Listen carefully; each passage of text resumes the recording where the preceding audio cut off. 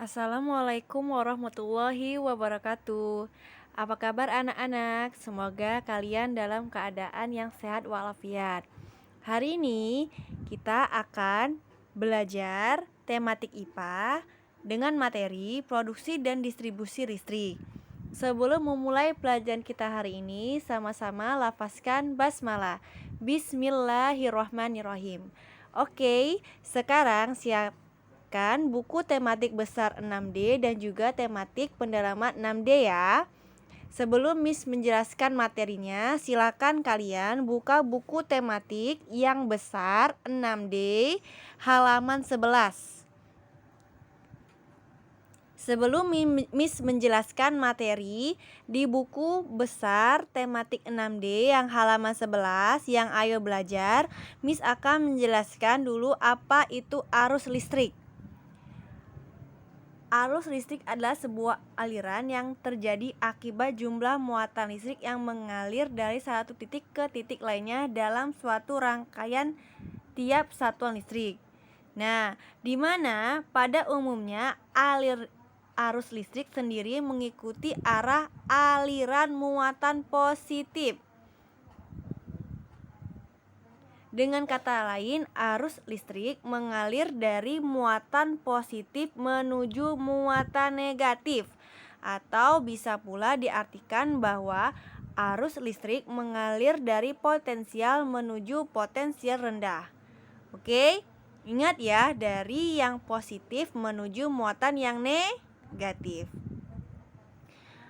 Arus listrik dalam suatu rangkaian listrik hanya dapat mengalir jika rangkaian listrik berada dalam keadaan tertutup. Kalau keadaan tertutup, maka dia dapat mengalir atau on. Rangkaian listrik disebut juga untaian listrik atau hubungan listrik. Rangkaian listrik dapat pula diartikan sebagai sejumlah alat-alat listrik seperti misalnya stop kontak, saklar, tombol, fitting, bola lampu. Rangkaian tertutup dapat mengalir pada beban dan juga pada sumber. Pada beban, arus listrik mengalir dari kutub positif menuju kutub negatif. Sedangkan dari sumber, arus listrik dari kutub negatif menuju kutub positif. Apakah kalian sudah membuka buku tematik besar 6D yang halaman 11? Nah, ayo kalian simak pada Ayo Belajar. Di era globalisasi seperti ini sangatlah penting adanya listrik. Kenapa? Karena semua peralatan yang memerlukan listrik banyak kita gunakan kan? Misalnya alat komunikasi yaitu telepon genggam. Apakah menggunakan arus listrik? Iya. Karena apa? Telepon genggam saat habis baterai kita pasti akan mengecasnya. Apa keuntungan menggunakan peralatan listrik? Nah, sangatlah penting dan juga banyak manfaatnya. Kenapa? Dapat mempermudah kehidupan kita dan lebih nyaman. Terutama pekerjaan yang kita lakukan di rumah menggunakan peralatan listrik. Contohnya apa? Contohnya setrika kan, menggunakan rangkaian atau arus listrik. Di mana zaman dahulu kita menggunakan setrika arang, tetapi dengan adanya perkembangan zaman dan di era globalisasi kita bisa menggunakan setrika listrik yang dapat mempermudah kita dalam merapikan pakaian. Apalagi kalau kita ingin cepat-cepat kan, pasti dengan setrika listrik kita mempermudah pekerjaan kita. Ada di paragraf yang ketiga. Listrik diproduksi atau dihasilkan oleh pembangkit listrik. Di pusat pembangkit tenaga listrik, listrik dihasilkan oleh sebuah alat yang dinamakan generator. Generator digerakkan oleh turbin dari bentuk energi lain. Energi tersebut bisa berupa dari pembangkit listrik tenaga air PLTA, PLTG, PLTU, dan PLTD. Nah, itu sudah Miss jelaskan kan apa saja itu kepanjangan dari PLTA, PLTG, PLTU, dan juga PLTD. Next, kalian bisa buka di halaman 12. Nah, di sini ada diagram pembangkit energi listrik. Ada BBM, air, uap dan gas, panas bumi dan juga nuklir. Yang dimana itu merupakan sumber energi listrik. Lalu akan diproses oleh turbin dan terhubung dengan generator, baru akan disalurkan ke saluran transmisi. Nah, contoh ya ada di paragraf pertama halaman 12. Air merupakan sumber energi yang murah dan mudah didapatkan. Kenapa? Karena sejak abad ke-18, kincir air banyak dimanfaatkan sebagai penggerak penggilingan gandum dan lain-lainnya. Tetapi pada era modern seperti ini, ada di paragraf yang kedua, air banyak dimanfaatkan untuk menghasilkan listrik pada PLTA. Pembangkit listrik ini bekerja dengan cara mengubah energi pada air mengalir menjadi energi gerak yang akan menggerakkan turbin. Turbin akan dihubungkan dengan generator yang akan menghasilkan energi listrik. Kemudian energi listrik tersebut akan dialirkan melalui jaringan-jaringan yang telah dibuat. Nah, di sini ada bagian-bagian dari PLTA, ada bendungan, turbin, generator, dan juga jalur transmisi. Next, sekarang kalian bisa dibuka halaman 12 dan juga halaman 13 ya pada bagian-bagian PLTA. Yang pertama, bendungan. Bendungan berfungsi untuk menampung air dalam jumlah yang besar agar tenaga yang dihasilkan juga besar. Bisa juga untuk perikanan dan juga mencegah banjir. Nah, seperti ini ya gambarnya ya. Inilah bendungan.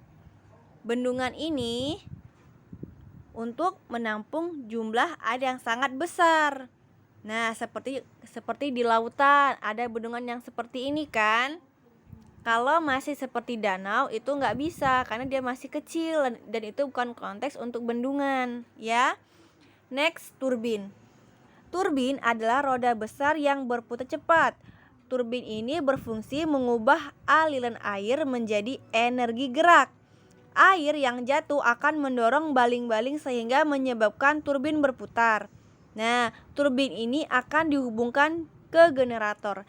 Di sini ada dua bentuk turbin ya. Turbin yang ini merupakan turbin yang sering kita lihat pada yang ada di pedesaan, sedangkan yang ini adalah turbin yang biasanya dipakai di bendungan. Oke?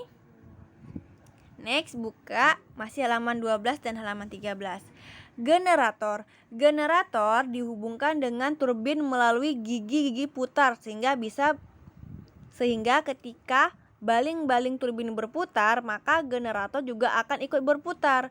Generator selanjutnya mengubah energi gerak dari turbin menjadi energi listrik. Jadi fungsinya adalah mengubah energi gerak dari turbin menjadi energi listrik. Seperti ini ya gambarnya. Nah, yang terakhir ada jalur transmisi. Jalur transmisi ini berfungsi mengalirkan listrik dari PLTA menuju para konsumen atau para pemakainya, misalnya rumah penduduk, perkantoran maupun industri. Industri ini seperti pabrik-pabrik ya. Oke. Next, you can open your book page 30, halaman 13, halaman 13. Nah, ada dua gambar yang bisa juga kalian lihat pada buku cetak kalian di tematik yang besar ya. Nah, selain ada dua penampang pembangkit tenaga listrik yang besar dan juga ada yang kecil. Nah, di gambar ini merupakan pembangkit listrik yang menghasilkan energi listrik dalam skala yang besar. Misalnya, dipakai di bendungan. Ada dua ya, dan ini ada bagian-bagiannya. Silakan kalian perhatikan. Nah, Ada juga masih di halaman tematik yang besar 6 di halaman 13. Ini gambar di samping pembangkit listrik yang menghasilkan listrik dalam skala yang kecil.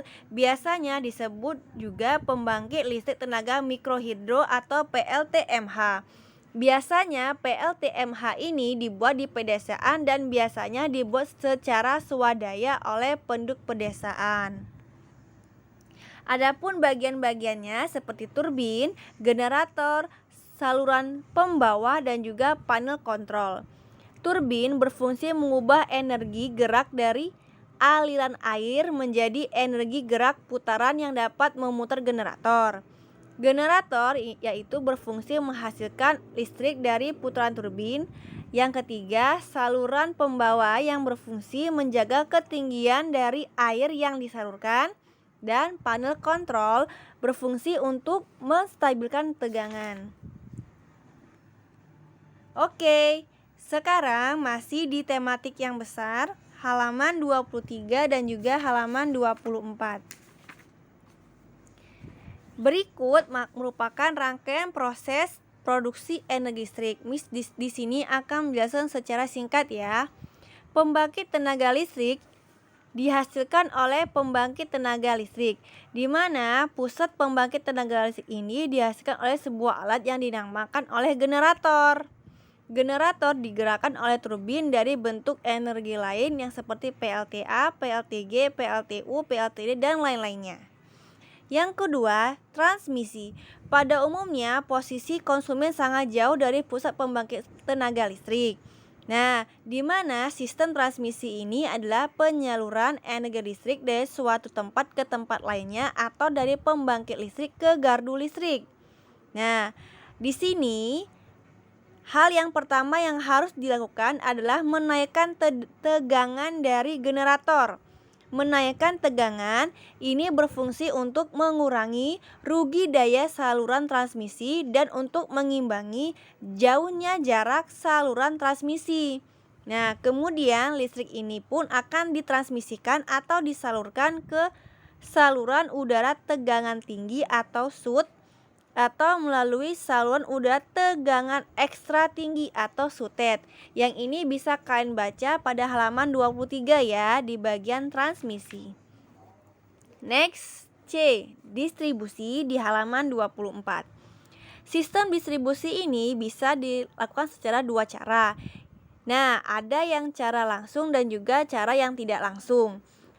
Cara langsung yaitu merupakan sistem penyaluran listrik yang dilakukan secara langsung dari pusat pembangkit tenaga listrik dan tidak melalui jaringan transmisi. Biasanya pembangkit listrik ini tidak jauh dari konsumen. Nah, ada juga yang tidak langsung, merupakan sistem penyaluran listrik yang dilakukan jika pusat pembangkit tenaganya jauh dari konsumen. Penyaluran listrik memerlukan jaringan transmisi sebagai jaringan perantara sebelum dihubungkan dengan jaringan distribusi. Nah, seperti yang ada pada gambar 1.19 proses penyaluran listrik. Ingat ya, saluran transmisi ini seperti kayak tiang-tiang listrik itu. Nah, sistem distribusi dimulai dari penyaluran listrik dari gardu ke gardu. Distribusi di mana tegangan tinggi diturunkan menjadi tegangan menengah. Penyaluran bagi gardu induk ke gardu distribusi disebut distribusi primer. Sedangkan tegangan listrik akan diturunkan menjadi tegangan rendah, di mana penyaluran dari gardu ke konsumen disebut distribusi sekunder. Nah, bisa kan baca lagi ya di halaman 24 di bagian distribusi. Oke, sekarang kalian buka buku tematik pendalaman 6D halaman 7. Oke, kita kerjain sama-sama ya. Pembangkit listrik tenaga air disebut dengan PLTA. Nomor 2, tempat penampungan air dalam jumlah yang besar merupakan fungsi dari bendungan. Bentuk dari turbin adalah kincir. Bangunan PLTA yang berfungsi menyalurkan listrik ke konsumen adalah transmisi. Nomor 5. Pengubahan aliran listrik menjadi energi mekanik dilakukan oleh generator. Oke, jangan lupa dilingkarin ya di buku kalian. Nah, di sini ada tugas IPA di tematik pendalaman halaman 6D. Tematik pendalaman 6D halaman 13 bagian B. Oke, jangan lupa setiap latihan tolong untuk dituliskan nama, tanggal, hari ya nak ya, sebagai pembiasaan yang baik. Oke, terima kasih sudah menonton video ini. Sama-sama lafazkan hamdalah. Alhamdulillahirabbil alamin. Mis akhiri, wassalamualaikum warahmatullahi wabarakatuh.